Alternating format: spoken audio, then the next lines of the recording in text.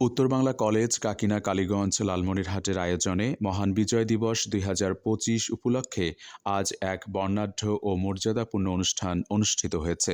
College প্রাঙ্গণে আয়োজিত এই অনুষ্ঠানে উত্তর বাংলা কলেজের সম্মানিত অধ্যক্ষ, কলেজ পরিচালনা পর্ষদের সম্মানিত সদস্যবৃন্দ, বিভিন্ন বিভাগের শিক্ষক, কর্মকর্তা, কর্মচারী ও শিক্ষার্থীরা স্বতঃস্ফূর্তভাবে অংশগ্রহণ করেন।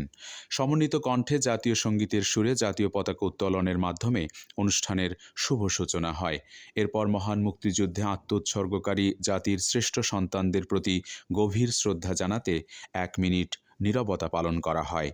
কলেজ শহীদ মিনারে জাতির শ্রেষ্ঠ সন্তানদের প্রতি শ্রদ্ধা জানাতে পুষ্পস্তবক অর্পণ করা হয়।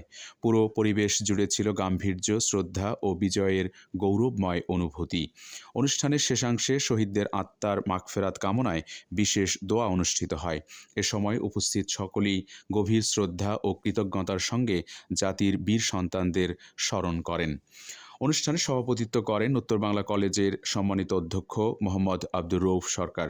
তিনি তাঁর বক্তব্যে মহান মুক্তিযুদ্ধের চেতনা ধারণ করে দেশ ও সমাজ গঠনে শিক্ষার্থীদের সচেতন ও দায়িত্বশীল ভূমিকা পালনের আহ্বান জানান।